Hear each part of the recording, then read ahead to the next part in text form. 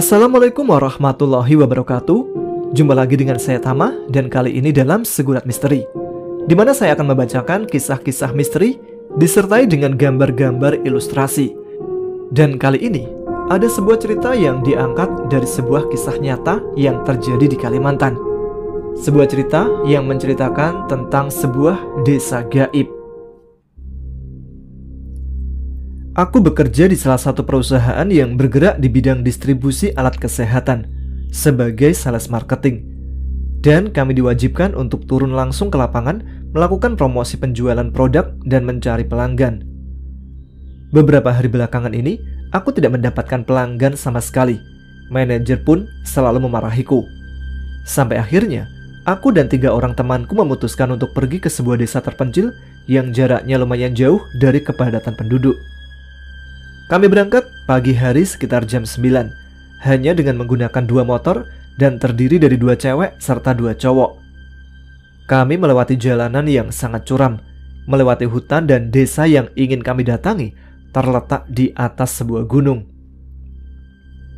Ketika kami berada tepat di atas gunung, kami dihadapkan 2 arah jalur. Ada jalur kanan dan jalur kiri. Kami belum pernah kesini sebelumnya, dan tentu kami bingung harus pilih jalan yang mana. Sampai akhirnya kami sepakat memilih jalur yang ke kanan.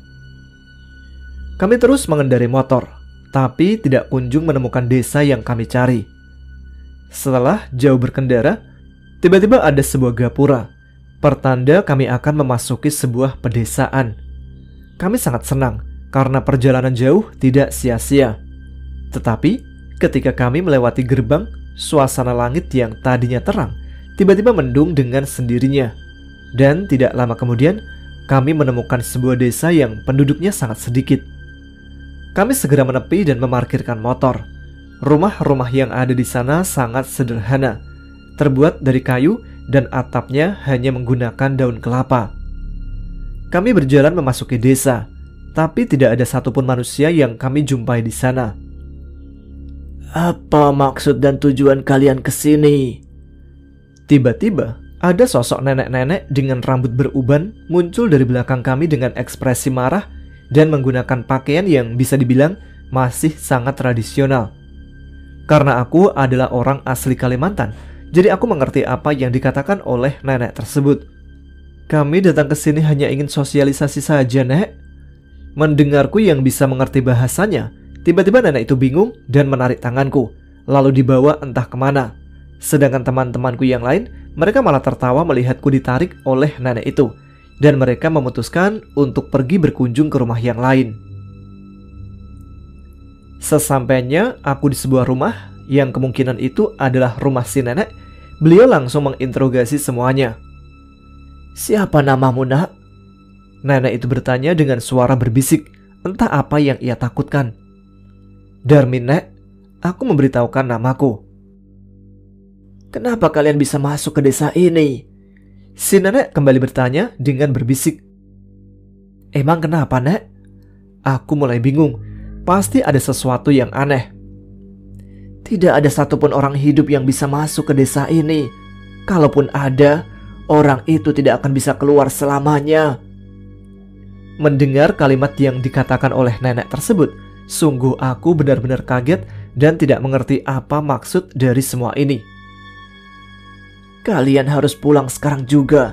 Kalau sampai malam kalian di sana, kalian tidak akan bisa pulang selamanya, ucap si nenek yang membuat aku semakin panik. Ketika malam hari, orang di kampung ini akan mengadakan ritual, dan mereka akan sangat senang ketika melihat kedatangan kalian ke sini, karena bisa dijadikan tumbal. Intinya, maksud si nenek, di desa ini masih mempercayai keyakinan animisme, di mana mereka masih melakukan ritual setiap malam untuk menghormati nenek moyang mereka. Sebelum aku pergi memberitahukan kepada teman-temanku yang lain, si nenek memberikan jampi-jampi, semacam jimat begitulah, agar kami bisa keluar dari desa ini dengan selamat. Aku berterima kasih kepada nenek tersebut dan segera mencari teman-temanku yang lain. Aku terus mencari kesana kemari, tapi tidak kunjung menemukan mereka. Bahkan tidak ada tanda-tanda kehidupan sama sekali. Sampai akhirnya aku menemukan mereka di ujung desa, dan ternyata para warga sedang berkumpul semua. Cepat pulang, ini udah mau malam. Aku berteriak memanggil nama mereka. Sontak semua mata langsung tertuju kepadaku. Malam? Ini kan masih siang. Salah satu temanku menyaut. Kalau kalian gak bisa pulang, jangan salahin aku. Aku langsung balik dan menuju ke motor. Mendengar ancamanku, untung saja teman-temanku langsung bergegas mengikutiku. Min, kamu kenapa sih? Mereka jengkel melihat tingkahku. Kalian sadar gak sih, desa ini aneh. Kata nenek tadi, kalau kita sampai malam di sini, kita nggak akan bisa pulang lagi karena akan dijadikan tumbal. Aku menegaskan dan menjelaskan kepada mereka. Tidak lama kemudian, tiba-tiba ada satu laki-laki paruh baya membawa golok di tangannya meneriaki kami. Hei, mau kemana kalian? Kami tidak akan membiarkan kalian pergi dari sini. Laki-laki itu berteriak memaki kami sembari mengacungkan golok yang ada di tangannya. Apa katanya? Teman-temanku pada ketakutan. Aku tidak menjelaskan, tapi menyuruh mereka agar segera naik ke atas motor supaya bisa cepat pergi dari sini. Ketika kami hendak berangkat, kejar mereka, jangan sampai keluar dari sini. Laki-laki itu mengerahkan beberapa ekor anjing untuk mengejar kami. Entah ada ilmu apa, anjing-anjing itu beneran langsung menuruti perintah dan mengejar kami. Kami segera mempercepat laju kendaraan dan sangat panik tentunya. Apalagi aku posisinya sedang dibonceng. Sumpah, aku panik banget sampai memukul-mukul temanku agar lebih cepat lagi. Kalau temanku yang cewek, gak usah ditanya. Mereka sampai nangis ketakutan karena anjing itu terus mengejar, bahkan semakin dekat. Tiba-tiba, suasana langit berubah menjadi lebih gelap dari sebelumnya. Sepertinya ini sudah hampir malam. Cepat gas! Kalau sampai malam kita tetap di sini, kita nggak akan bisa pulang. Aku berteriak memberitahu mereka. Tapi setelah jauh berkendara, kami tidak kunjung menemukan gerbang yang tadi kami lewati. Entah kami tersesat atau bagaimana, kami pun tidak mengerti. Anjing-anjing yang sedari tadi mengejar kami tiba-tiba menghilang. Kami lalu menepi sebentar dan bingung harus kemana. Teman-teman cewekku pada panik dan menangis, serta saling menyalahkan satu sama lain. Aku tiba-tiba teringat akan jimat yang diberikan oleh nenek tadi. Katanya, jimat itu harus aku makan agar bisa keluar dari tempat ini. Aku segera mengeluarkannya dan menelannya. Teman-temanku pada kebingungan akan apa yang aku lakukan. Tapi aku diam dan tetap melanjutkan ritual itu. Ketika aku menelan jimat itu, tiba-tiba kepalaku pusing dan aku langsung muntah-muntah. Mereka semua pada panik melihat aku seperti itu. Setelah sekian lama, semua pun berangsur membaik.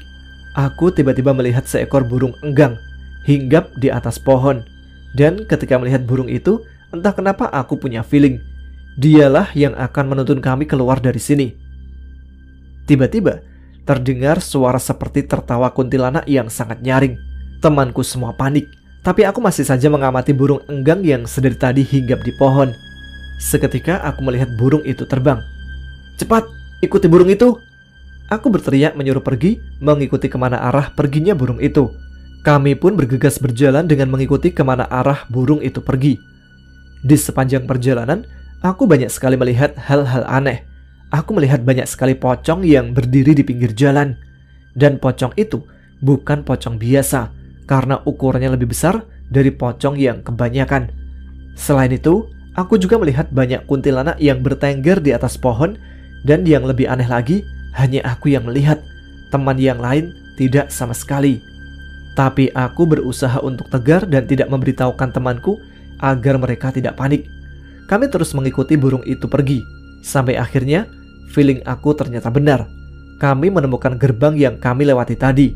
Kami benar-benar bahagia dan menangis karena berhasil keluar dari sini. Ketika kami berhasil menemukan gerbang, burung enggang tadi juga langsung menghilang dengan sendirinya.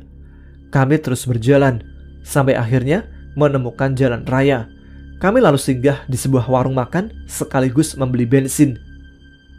Dan betapa kagetnya aku ketika melihat jam dinding yang ada di warung tersebut menunjukkan jam 3 subuh. Aku dan teman-temanku sungguh sangat kaget dengan fenomena ini. Bahkan kami ingin memastikan kepada pemilik warung. Ibu warung itu mengatakan kalau sekarang memang sudah jam 3 subuh. Jam itu benar dan tidak salah. Kami juga bercerita tentang desa yang barusan kami datangi dan menyebutkan nama desanya sesuai yang tertera di Kapura. Saya lahir dan besar di sini, tapi saya nggak pernah sama sekali mendengar nama desa itu, ucap ibu warung terheran-heran. Mendengar penjelasan tersebut, kami dibuat tambah bingung. Lantas, desa yang kami masuki tadi, desa apa? Apakah kami masuk ke desa gaib atau bagaimana? Setelah selesai makan, kami pun melanjutkan perjalanan pulang. Tapi sebenarnya, kami harus absen dulu di kantor. Esoknya ketika di kantor, kami langsung dimarahi oleh manajer karena pulang telat. Kami pun berusaha menjelaskan apa yang sebenarnya terjadi, tetapi dia tidak percaya dan menganggap semua cerita kami bohong. Keesokan harinya, beberapa temanku langsung berhenti kerja karena kejadian itu.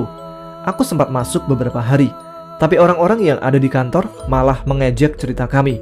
Bahkan, beberapa dari mereka berusaha untuk mendatangi desa yang kami sebutkan. Tapi nyatanya, mereka tidak berhasil menemukan desa yang kami ceritakan. Karena sudah tidak kuat, akhirnya aku pun memutuskan resign mengikuti jejak teman yang lain. Baiklah, demikian episode Segurat Misteri kali ini. Terima kasih, sampai jumpa di episode Segurat Misteri yang akan datang. Wassalamualaikum warahmatullahi wabarakatuh.